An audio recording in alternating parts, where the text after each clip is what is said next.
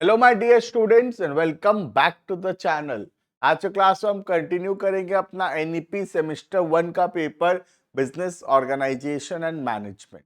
पिछले वीडियोस के अंदर हम यूनिट नंबर 4 डिस्कस कर रहे थे, जिसके अंदर हम देखे थे what is the importance of ethics at the time of taking decisions.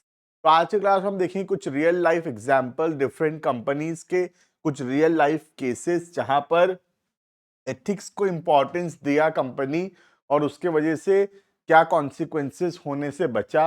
और कुछ कंपनी के एग्जांपल्स देखेंगे जहां पे वो लोग एथिक्स को, मोरल को उतना ड्यू कंसिडरेशन नहीं दिए, उतना इम्पोर्टेंस नहीं दिए और उनके उसके वजह से उनको बहुत सारा लीगल एक्शंस और लॉस होना हुआ। राइट, तो ये सब हम आज की क्लास में देखेंगे। But before we start the video, you can check the description of the video. एक ऐप का लिंक है, डाउनलोड करो, रजिस्टर करो। अभी तो 6 सेमेस्टर साथ रहना है। कंप्लीट वीडियोस ऑल सब्जेक्ट वहां पे अपलोडेड है। Videos, notes, practice set, important question, summarise question, one shot videos, past year question, सब कुछ वहां पे तुमको अवेलेबल होगा। कुछ ग्रुप्स के भी लिंक है, टेलीग्राम चैनल्स का लिंक है, उसको ज्वाइन कर लेना, वहां पे तुमको टाइमली अपडेट्स मिलता रहेगा। ठीक है, तो स्टार्ट करते हैं कुछ रियल लाइफ एग्जांपल्स जहां पे कंपनी एथिकल या अनएथिकल बिहेवियर दिखाया। ठीक है, पहला कंपनी है फोर्ड। गाड़ी बनाने की कंपनी है फोर्ड मोटर्स। ठीक है, फोर्ड का केस हुआ था, देखना। सबसे पहले चार्ट में डिवाइड किया हूं मैं, क्या सिचुएशन था, उसमें क्या एथिकल डिलेमा था, क्या प्रॉब्लम था, फोर्ड किस चीज में फंसा था, क्या चीज करना चाहिए या क्या नहीं करना चाहिए, क्या इशू में फंसा था, उस पर क्या चीज उसको ध्यान रखना चाहिए था और उसके वजह से क्या कंसिडर, क्या आउटकम आया उसका। ठीक है, सबसे पहला Ford introduce Pinto, a small affordable car. तो एक नया गाड़ी लॉन्च किया Ford Motors. During production, engineers found that the fuel tank was prone to exploding in rear end collisions. Fixing the problem would cost Ford approximately $11 per car. तो Ford के employ देखे कि इसका जो टैंक है, अगर दो गाड़ी कोलिजन होता है, दो गाड़ी का टक्कर होता है, तो इसका टैंक जो है वो फट सकता है और इसको ठीक करने के लिए पर कार का कॉस्ट जो है $11 ज्यादा आएगा। ठीक है, तो यहाँ पे क्या करना चाहिए था फोर्ड को, $11 खर्चा करना चाहिए था, $11 खर्चा करना चाहिए था और उसको जो कोलिजन फ्री टैंक बनाना चाहिए था। ठीक है, बट फोर्ड क्या किया, देखना। Ford perform a cost benefit analysis comparing the cost of fixing the fuel tank with the estimated cost of lawsuits। तो फोर्ड हिसाब लगाया कि खर्चा कितना होगा आज अगर हम ठीक करेंगे तो टैंक को, या फिर अगर टैंक ठीक नहीं करते हैं और एक्सीडेंट्स होता है और लोग हमारे ऊपर केस करते हैं तो हमको कितना पैसा कंपेंसेशन देना पड़ सकता है। They decided not to fix the issue. गलत कर दिया फोर्ड यहाँ पे, है ना। डिसाइड किया कि इशू को फिक्स नहीं करेंगे, टैंक जैसा है वैसा रहने देंगे, $11 ज्यादा खर्चा नहीं करेंगे। ठीक है, resulting in numerous fatalities and injuries, बहुत सारा एक्सीडेंट्स हुआ उसके वजह से। Ethical consideration, the decision placed cost saving above human life and safety, failing to prioritise the wellbeing of consumer. किस चीज में फेल किया फोर्ड, वेलबींग ऑफ कंज्यूमर को प्रायोरिटाइज करने में। फोर्ड सोचा कि खर्चा किस में कम है उसको सिलेक्ट करना, बट खर्चा भले कोई ऑप्शन में कम है बट ह्यूमन लाइफ से तो ज्यादा इंपॉर्टेंट नहीं है ना खर्चा।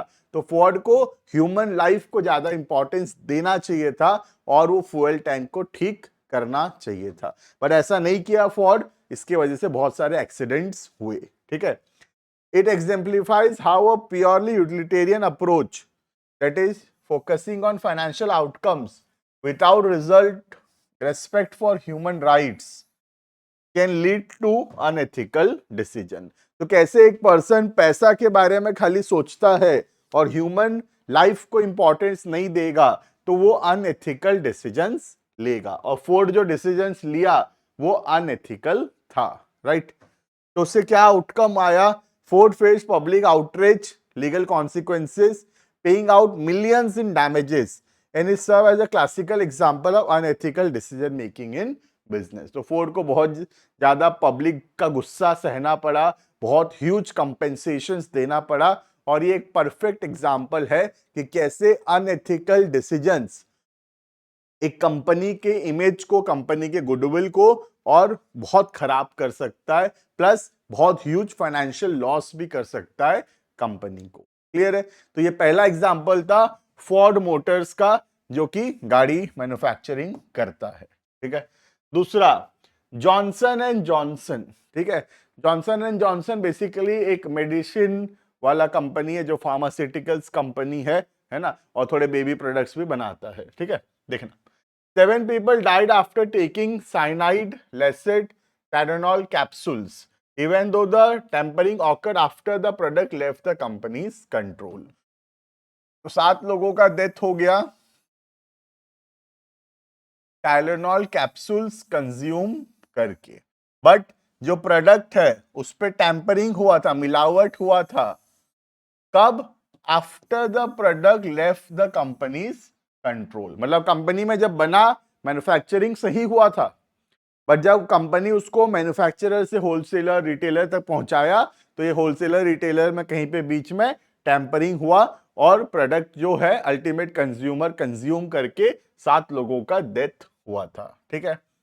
Johnson and Johnson immediately recalled 31 million bottles of Tylenol.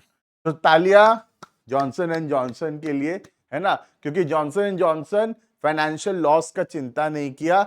31 million bottles जो मार्केट में था उस समय, रिस्क नहीं लिया जॉनसन एंड जॉनसन, और जॉनसन सारा बॉटल्स का सेल रोक दिया और सबको कंपनी रिटर्न मंगवा लिया फ्रॉम द शॉप्स। तो इससे क्या होगा? इससे एक परफेक्ट एग्जाम्पल सेट किया जॉनसन कि कैसे हम एथिकल डिसीजंस ले सकते हैं, कैसे हम ह्यूमन लाइफ को ज्यादा इंपॉर्टेंस देंगे as compare to the financial loss. Clear? Johnson & Johnson followed its corporate credo, which placed the needs of customers above profit. तो प्रॉफिट के बारे में चिंता नहीं किया, कस्टमर की जरूरतों के बारे में सोचा। By prioritizing consumer safety and being transparent in its response, it's rebuild public trust. इससे पब्लिक का ट्रस्ट जॉनसन के ऊपर वापस से बिल्ड हुआ। Right? Outcome, The recall cost the company over $100 million.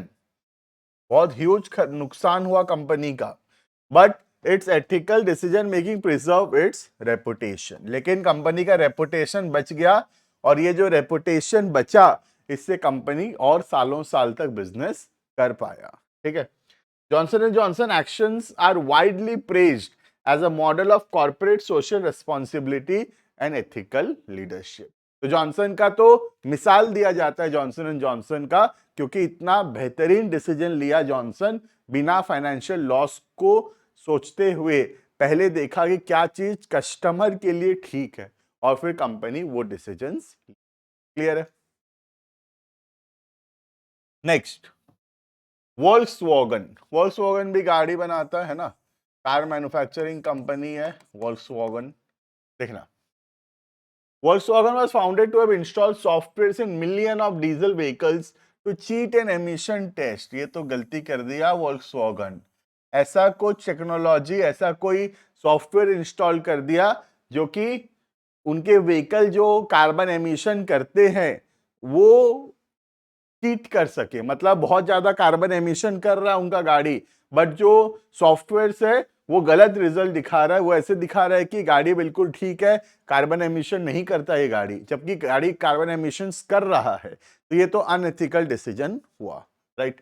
Making them appear for cleaner than they were in reality.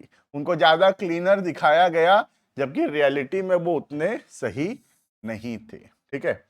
Volkswagen faced pressure to meet stringent emission standards in the US while maintaining performance and profitability. तो इसके क्यों ऐसा किया? क्योंकि बहुत strict emission standards है US में, और अपने परफॉर्मेंस को, अपने प्रॉफिटेबिलिटी को इंपॉर्टेंस दिया, और जो कार्बन एमिशन स्टैंडर्ड्स है उसको इग्नोर किया, और ऐसे सॉफ्टवेयर्स लगाया जिससे कार्बन एमिशन को चीट किया जाए। ठीक है। Instead of investing in cleaner technology, it is restored to deceptive practice. तो सही टेक्नोलॉजी ना लगा के वो चोरी करने का कोशिश किया, डिसेप्टिव फ्रॉड प्रैक्टिसेस किया। ठीक है। The decision violated the company responsibility to be honest with regulations, consumer and the environment. Volkswagen failed to uphold the ethical principle of integrity।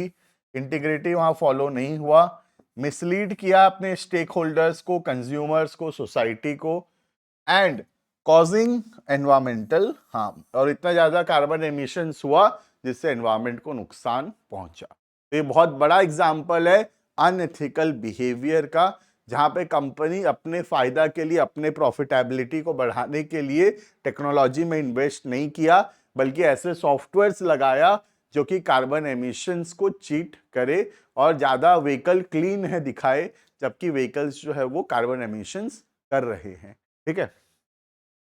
This scandal resulted in billions of dollars in fine, a plummet of stock prices. Stock prices भी बहुत गिर गया उसकी वजह से। Plum मतलब धड़ाम से गिरना, जोर से गिरना। And severe damage to Volkswagen brand. It serves as a cautionary tale of how cutting ethical corners can lead to long-term reputational and financial loss.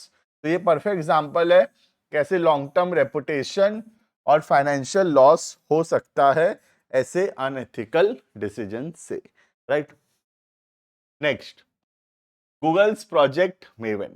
देखना, Google partner with the US department of defence on project Maven. तो Google partner किया US के defence department से, जहां पे वो AI को use करेगा to improve drone strike accuracy.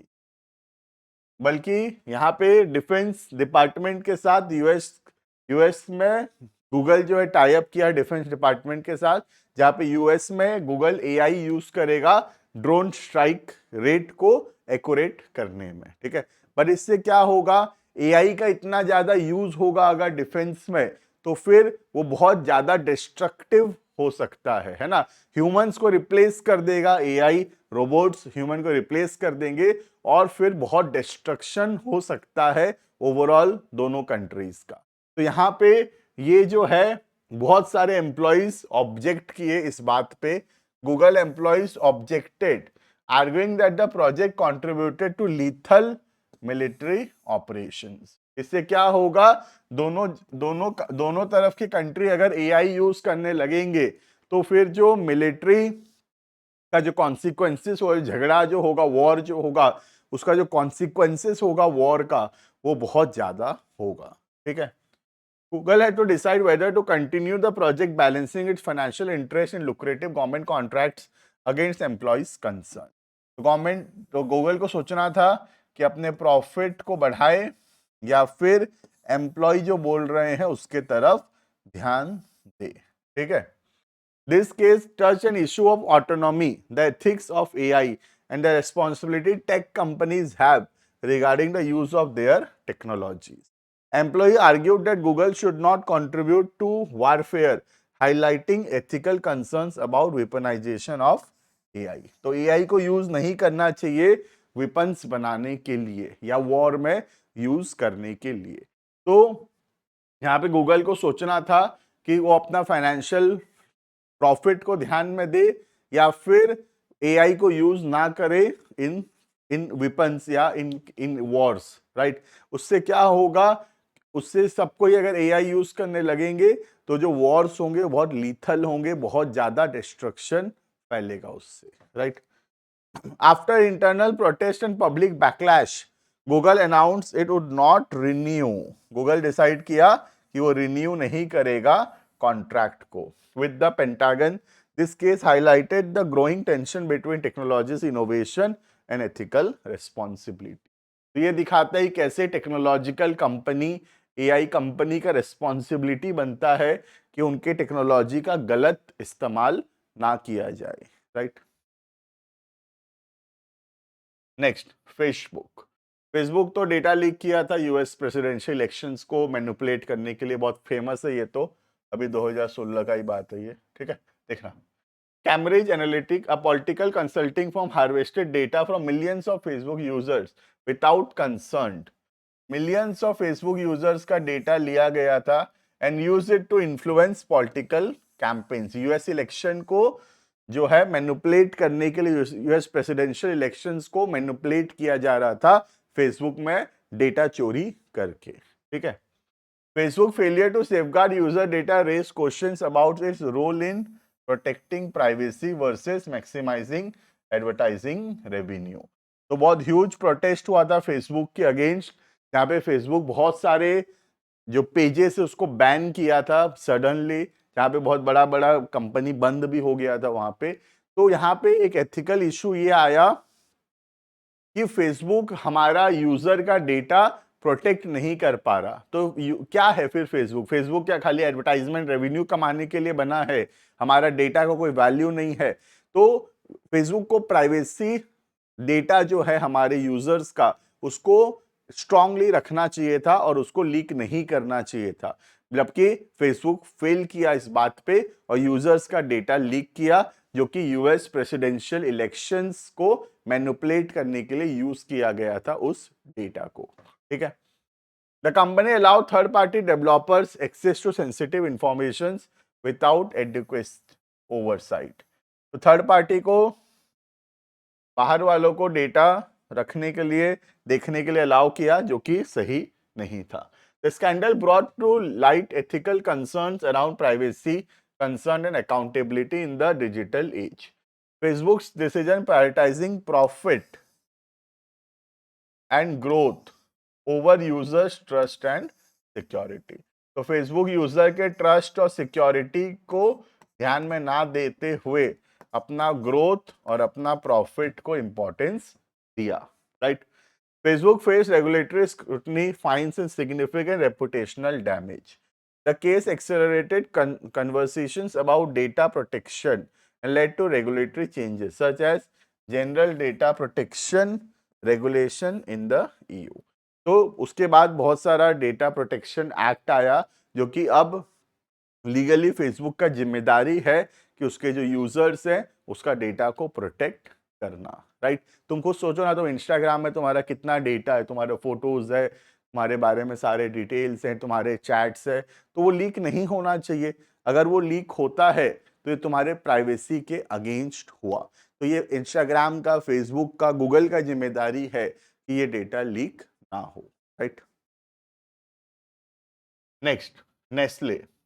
Nestle aggressively marketed infant formula, जो बच्चे लोगों का मिल्क पाउडर आता है ना, in developing countries, promoting it as a healthy alternative than breast feeding. तो नेस्ले इस बात को प्रमोट किया कि छोटे बच्चे लोग हैं उनके लिए ब्रेस्ट फीडिंग से बेटर है हमारा जो मिल्क पाउडर है, वो फॉर्मूला, जो फॉर्मूला मतलब बेसिकली मिल्क पाउडर जो है, वो हम ब्रेस्ट फीडिंग से बेहतर है। ठीक है। However, many mothers lack clean water to prepare the formula safely, leading to infant malnutrition and death. but कई जगह ऐसा हुआ कि क्लीन वाटर अवेलेबल नहीं है मिल्क बनाने के लिए। तो मिल्क पाउडर तो ठीक है, बट वाटर ही नहीं है अच्छा, मैनिपुलेटेड मतलब कंटामिनेटेड वाटर है।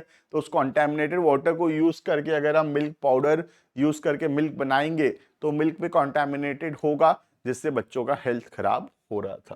ठीक है। Nestle face criticism for exploiting vulnerable populations to increase profit.